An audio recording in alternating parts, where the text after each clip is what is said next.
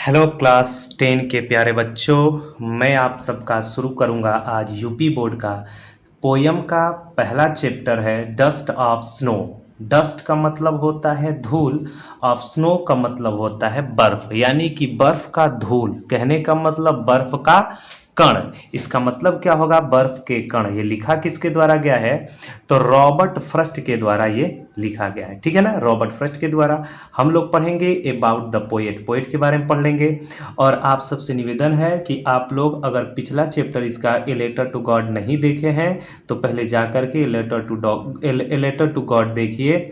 उसमें इंग्लिश में English to Hindi यानी पूरा व्याख्या किया गया है, शॉर्ट आंसर लिखवाया गया है, शॉर्ट आंसर क्वेश्चन हो गया है, लॉन्ग आंसर क्वेश्चन हो गया है और उसका एमसीक्यू भी हो चुका है। जा करके आप लोग चेक करिए। अगर 9th के हैं तो 9th वाला भी चेक कीजिए, पहला चैप्टर क्लियर हो चुका है। 12 के हैं तो 12 के भी पहला चैप्टर क्लियर हो चुका है।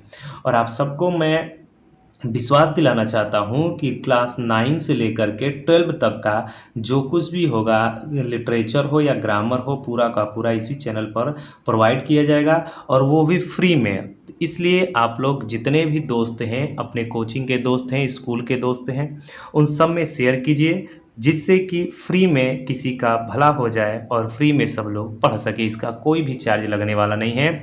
और जिस प्रकार से पूरा का पूरा क्वेश्चन आंसर कराया जाएगा, पूरा का पूरा क्वेश्चन आंसर ग्रामर कराया जाएगा और ऐसा होगा तो हर संडे को लाइव क्लास ले किया जाएगा और आप लोगों का बीच बीच में टेस्ट लिया जाएगा। एक कोचिंग की तरह से, एक संस्था की तरह से जैसे पढ़ाया जाता है पूरा इंडिविजुअली चेक करके, उस तरह से हम पूरा ध्यान रखते हुए आप सबको बताने का पूर्ण रूप प्रयास करेंगे। तो आइए हम सब अपने चैप्टर को शुरू करते हैं। अबाउट द पोएट पढ़ लेते हैं। रॉबर्ट ली फ्रस्ट, इनका पूरा नाम क्या है? रॉबर्ट ली फ्रस्ट। ये इसमें से आता है कि इनका बीच का नाम क्या था, तो ली होता है।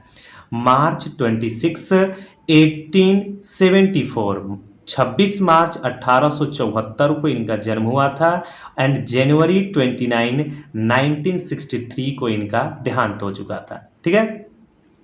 वाज एन अमेरिकन पोएट, यह एक अमेरिकन पोएट थे। पहली बात तो रॉबर्ट फ्रस्ट क्या थे? तो अमेरिकन पोएट थे। His work was initially publish, initially मतलब शुरुआती दिनों में, पब्लिश्ड का मतलब पब्लिश्ड हुआ करती थी इन इंग्लैंड, इंग्लैंड में। शुरुआत में इनकी वर्क इंग्लैंड में प्रकाशित हुआ करती थी। Before it was published in the United state, यानी कि यूनाइटेड स्टेट में प्रकाशित होने से पहले इंग्लैंड में इनकी वर्क प्रकाशित हुआ करती थी। ठीक है, इंग्लैंड में प्रकाशित हुआ करती थी। इसमें से मेन महत्व आप सबको लिखना, याद क्या करना है कि डस्ट ऑफ स्नो किसने लिखा है? तो रॉबर्ट फ्रस्ट ने। और इनका डेट क्या है और इनका मृत्यु क्या है और कहाँ के ये रहने वाले हैं। बस इतना ही क्वेश्चन से पूछता है और कुछ ज़्यादा पूछता नहीं है, लेकिन आप सब जानकारी के लिए इसको पूरा याद रखिएगा, हम पूरा बताएंगे। ठीक है ना। नोन फॉर हिज रियलिस्टिक, जो वास्तविक डिपिक्शन का मतलब चित्रण करते थे। आप रूरल का मतलब क्या होता है? ग्रामीण। लाइफ का मतलब जीवन। यह वास्तविक रूरल लाइफ के बारे में चित्रण किया करते थे, ग्रामीण जीवन के बारे में ये चित्रण किया करते थे। And his command of American colloquial speech, और कोलिक्वल स्पीच का मतलब जो सामान्य बोलचाल की भाषा हुआ करती थी अमेरिकन में, उसके बारे में ये बताया करते थे। ठीक है ना। Most frequently wrote about settings from rural life, तो इनकी सेटिंग कहाँ पर हुआ करती थी?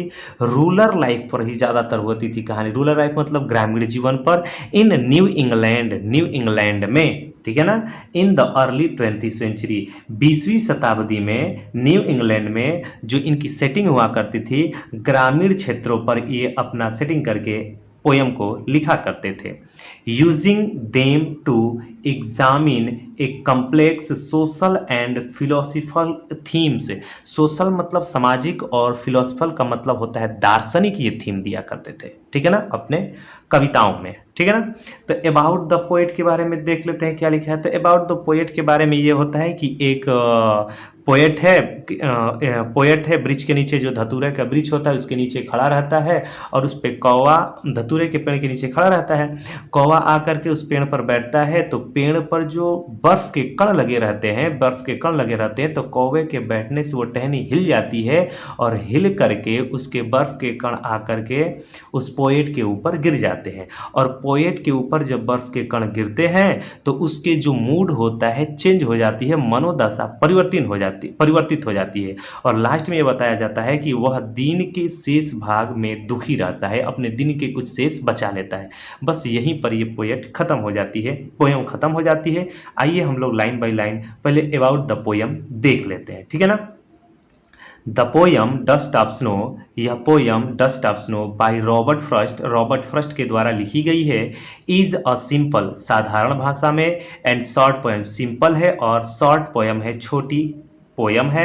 येट, फिर भी, with a deeper and large meaning, फिर भी यह गहरा और बहुत बड़ा अर्थ रखता है। भले ही छोटी है लेकिन बहुत गहरा और बहुत बड़ा मीनिंग ये रखता है। द पोएट एक्सप्लेन्स, पोएट व्याख्या करता है कि हाउ एन एक्ट एज पेटी एज एक्सपीरियंस स्नो, कि किस प्रकार से बर्फ का एक्सपीरियंस किया जाता है ऑन वंस बॉडी, किसी के बॉडी पर जब पड़ जाता है बर्फ के कण तो वो कैसा अनुभव करता है। Can brighten one's day up, और उसके दिन वो चमकीले हो जाते हैं यानी कि चेंज हो जाते हैं, इसके बारे में बताया गया है। The message of the poem, इस पोयम का अर्थ, इस पोयम का मैसेज जो समाज को मिल रहा है वो is put into words by Robert Frost के द्वारा दिया गया है। यानी इस पोयम का जो मैसेज निकलेगा रॉबर्ट फ्रस्ट के द्वारा ये क्या दिया गया है कि ऑलवेज, हमेशा ए लार्ज सिग्निफिकेंस का मतलब महत्व, कि हमेशा इसका महत्व बना रहेगा, ठीक है ना। हम लोग देखते हैं फिर उसके बाद से थोड़ा सा, ठीक है ना। उसके बाद क्या है, अब हम लोग लाइन बाय लाइन देखेंगे यहां से, ठीक है ना। The way a crow, way means रास्ता, क्रो मीन्स कौवा, सुक मीन्स हिलाना, डाउन मीन्स नीचे, ऑन मी मतलब मेरे पर। द डस्ट का मतलब होगा कण, ऑफ स्नो का मतलब बर्फ, from a hemlock tree, hemlock का मतलब होता है धतूरा।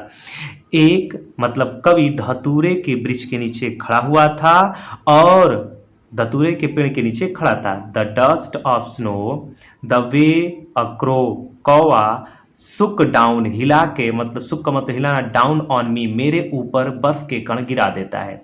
कौवा गिरा देता है बर्फ के कण मेरे ऊपर, the dust of snow, dust of snow का मतलब होता है बर्फ के कण।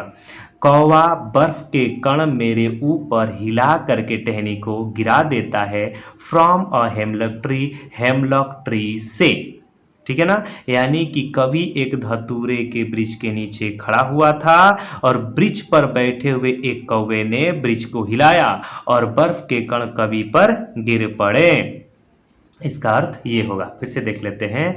द वे अ क्रो सुक down on me, the dust of snow from a hemlock tree, यानी वृक्ष के, यहाँ से देखते हैं कि कवि वृक्ष के नीचे खड़ा था। द वे अ क्रो सुक down on me, the dust of snow का मतलब बर्फ के कण, फ्रॉम द हेमलॉक ट्री मतलब क्या होगा, धतूरे के पेड़ से। यानी वृक्ष पर बैठे हुए कौवे ने वृक्ष को हिलाया और बर्फ के कण मेरे ऊपर गिर गए। कहाँ से, फ्रॉम अ हेमलॉक ट्री, धतूरे के पेड़ से। यानी कि कवि एक धतूरे के वृक्ष के नीचे खड़ा हुआ था, वृक्ष पर बैठे हुए एक कौवे ने वृक्ष को हिलाया और बर्फ के कण कवि के ऊपर गिर पड़े, ठीक है ना। अगला देखते हैं, जब बर्फ के कण गिरते हैं तो क्या होता है।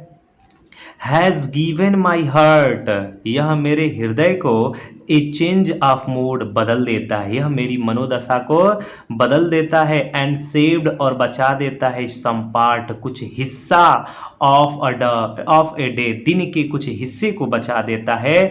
आई हैड रूड, जिसको मैंने बर्बाद कर दिया था। फिर से देख लेते हैं, यानी कि जब बर्फ के कण गिरता है तो हम लोग के भी अचानक कोई बर्फ के कण गिर जाए तो हम लोग को एक मनोदशा चेंज हो जाती है। जैसे कि हम लोग दुखी भावना में हैं तो तुरंत हम लोग कुछ मनोदशा चेंज हो जाती है, उसी तरह से ये कवि है कि हो सकता है सुबह से लेकर के दोपहर तक दुख रहा हो और दुखी भावना में हो, और जो ही बर्फ के कण गिरता हो तो उसकी मनोदशा खुशी में बदल जाती हो। ये ऐसा हो सकता है। तो कवि की मनोदशा बदल जाती है। हैज़ गिवन माई हर्ट, कवि बोल रहा है कि हैज़ गिवन माई हर्ट, यह मेरी हृदय को ए चेंज ऑफ मूड, मेरे मूड को बदल देती है, यानी इससे उसकी मनोदशा परिवर्तित हो गई। एंड सेव्ड सम पार्ट, और कुछ दिन शेष को उसने बचा लिया, of a day I had rued, जिसको मैंने बर्बाद कर दिया। यानी कि कवि दुखी मनोदशा में था। पहली बात तो कवि दुखी मनोदशा में था जब एक कौवे ने उसके ऊपर बर्फ के कण गिराए, तो इससे उसकी मनोदशा परिवर्तित हो गई और वह दिन के शेष भाग में दुखी रहा। ठीक है, दोपहर तक की बात है। फिर से देख लेते हैं।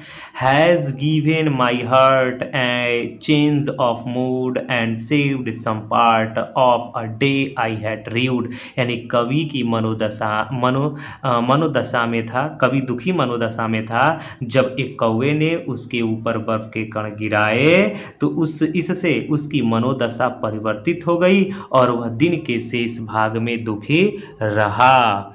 उम्मीद करता हूँ आप सबको ये पोयम अच्छे से आया होगा। एक दो बार इसको पढ़ लीजिएगा, बहुत आसान है। और आप सब इस वीडियो को अपने दोस्तों में शेयर कीजिए जिससे कि सबको भला हो सके, गरीब से गरीब बच्चों को भला हो सके। इसका कोई चार्ज नहीं है और क्लास 9 से लेकर के 12 तक का पूरा लिटरेचर और ग्रामर इसी पर चैनल पर मिलेगा। तो बहुत बहुत धन्यवाद आप सबको देखने के लिए।